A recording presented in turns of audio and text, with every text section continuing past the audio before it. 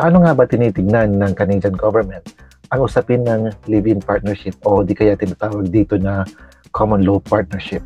Yan ang ating pag-usapan ngayon dito sa episode ng Buhay at Batas sa Canada. Ako po ang inyong host, ang inyong kaibigan at kababayan. Ako po si Kuya Jason.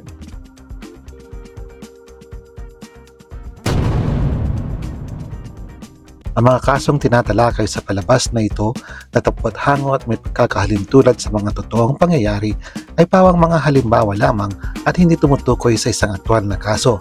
Ang mga talakayan dito ay magsisilbi lamang ng gabay at hindi dapat tratuhin na isang legally binding na payo. Kung nais niyong humingi ng personal na payong legal, maaaring makipag-ugnayan ng personal sa isang kwalipikadong legal practitioner. The cases discussed in this show, although based on and similar to real events, are only examples and do not refer to an actual case. The discussions herein are for guidance only and should not be treated as legally binding advice. If you wish to seek personal legal advice, you may consult a qualified legal practitioner. Kasama natin ulit si Attorney George Garvida dahil meron tayong isang pag-uusapan ngayon. Sa first episode kasi ng Buhay at Batas sa Canada, meron na-mention sa aming usapan tungkol sa tinatawag na common law partnership o doon sa mga nasa Pilipinas, ito yung live-in arrangement ng couples, no? Pero dito kasi sa Canada, meron siyang definition dito at gusto kong liwanagan ito ni Attorney George Garvida para sa mga nag-iisip na magkaroon ng ganitong arrangement pag nandito na sa Canada, para naman magabayan kayo kung ano ba yung kailangang i-consider.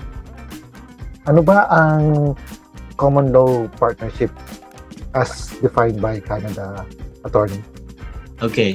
So, common law, technically under Canadian immigration law, all right? May definition siya.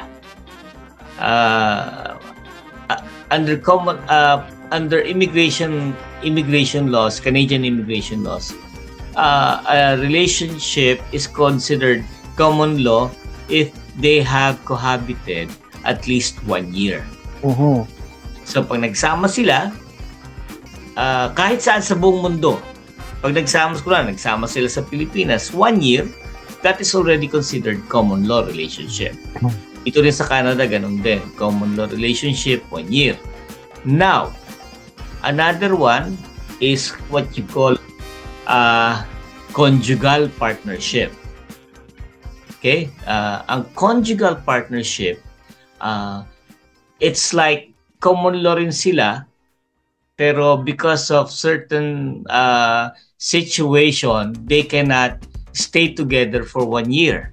At least 1 year. For example, kahit hindi sila nagsama, pero nagkaroon sila ng anak. Alright? So now, that is called, tapos hindi sila magsama, that is also considered conjugal or pagdating sa immigration purposes, no? Pero dito ngayon sa Canada, for purposes of family relations, common law ang tawag doon. Yun. So yun, ang alam ko pagdating sa immigration, pwedeng rin i-consider na ang mag-live-in partners as parang mag-asawa rin, pwede mong sponsor yung legal, yung live-in partner, no? Yes. At, pati nga sa pagpa-file ng tax, pwede mo rin isama yung common law partner mo sa pagpa-file ng dito sa Canada. Dito sa Canada. Yes. So, are there any other legal aspects to it? Kunwari kung yung common law partners, kung gusto nang maghiwalay, ano ba yung mga dapat i-consider pagdating sa legal matters? Pero ba silang dapat parang mag-share ng gano'n or alam mo. Sa Philippines kasi, pagdating sa property relations ng couples na hindi kasal, no? Common law, live-in. Kung property relations, they are governed by co-ownership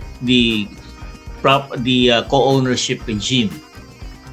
Alright? So, titignan ngayon yan, they have a certain property, tapos titignan ngayon contribution ng bawat isa. Kung 50-50, then 50-50. Kung 60-40, depende ngayon sa contribution niya. Now, it will come to the evidence. Now, dito sa Canada, ganun din. Pagdating sa relationship at hindi sila kasal, the law on property now would be ganun din, co-ownership din. No? So, it depends now on magkano yung contribution bawat isa, you know. So, I suggest usually pagka ganyan, may couple na magkasama, kunwari, same sex, right? But they are live-in sila and they introduce themselves to society as partners. Common law ngayon yan, no? And then I suggest usually that they have a cohabitation agreement. Mhm. Now, the cohabitation agreement will define the relationship, yung mag-jowa, di ba? Either same-sex or different heterosexual relationship. So, pagka merong cohabitation agreement, they can define the relationship when it comes to property relations as well. Pero hindi naman yun mandatory, attorney, no? Hindi naman. Pero Hindi naman. advisable. Oo. Kasi there are instances here na kunwari, same sex, then after 5 years, 10 years, you know, after acquiring house or cars or acquiring debts, line of credit, no? Tapos maghihiwalay, no? Problema yan pagka usually ang hiwalayan blues na yan medyo anong tawag doon, masaklap, mapait, o very bloody sometimes. Away na ganyan talaga minsan madugo eh. So it's better to have an agreement that will define yung relationship. Ganon. Okay. Maraming salamat, attorney. May dadagdag pa kayo or that's it sa usaping common law partnership? Marami kasing mga marami kasing may opinion ang bawat isa, yung mga Marites at saka Marisol, na I would advise, you know, para sigurado kumonsulta sa abogado. Mm-hmm. You know, Huwag kayong dedepende lang sa social media o sa mga kung sino-sino dyan. Right. Ayun, maraming salamat, attorney, no? At hopefully yung ibang gustong magtanong tungkol sa common law partnership o yung live-in arrangement dito sa Canada, yun, sana naliwanagan kayo at natuto kayo sa aming pag-uusap ni attorney. Yan, maraming salamat, attorney, sa inyong nagsama sa amin. Walang problema. Just a reminder, yung mga sinasabi natin ngayon, is not a substitute for legal advice. Tama. Saan ba kayo pwedeng puntahan, attorney, kung talagang gusto nilang magpa-advise? Nandito ako sa tinatawag nilang Little Manila, sa kanto ng Bathurst Street and Wilson Avenue. Bathurst and Wilson, kung saan nagaganap yung street festival dito. Little Manila, dito sa Toronto, North York.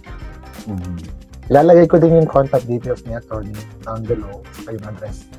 Yun, maraming salamat, attorney. Walang anuman. At yun ang naging pag-uusap natin tungkol sa issue ng live-in partnership o kaya tinatawag dito na common law partnership as viewed by the Canadian government. Sana po ay maraming sa inyo ang naliwanagan o di kaya natuto sa usapin na ito. At kung gusto nyo ng ganitong content, maaari po kayo mag-subscribe sa aming munting channel na ito. Sa pamamagitan lamang po ng pagpindot sa subscribe button sa ibaba. Ayun, at maraming salamat po sa inyong panonood. Ako po ang inyong host, ang inyong kaibigan at kababayan. Ako po si Kuya Jay. Ang mga kasong tinatalakay sa palabas na ito na tapot hango at may pagkakahalintulad sa mga totoong pangyayari ay pawang mga halimbawa lamang at hindi tumutukoy sa isang aktwal na kaso. Ang mga talakayan dito ay magsisilbi lamang ng gabay at hindi dapat tratuhin na isang legally binding na payo. Kung nais niyong humingi ng personal na payong legal, maaaring makipag-ugnayan ng personal sa isang kwalipikadong legal practitioner. The cases discussed in this show, although based on and similar to real events, are only examples and do not refer to an actual case. The discussions herein are for guidance only and should not be treated as legally binding advice. If you wish to seek personal legal advice, you may consult a qualified legal practitioner.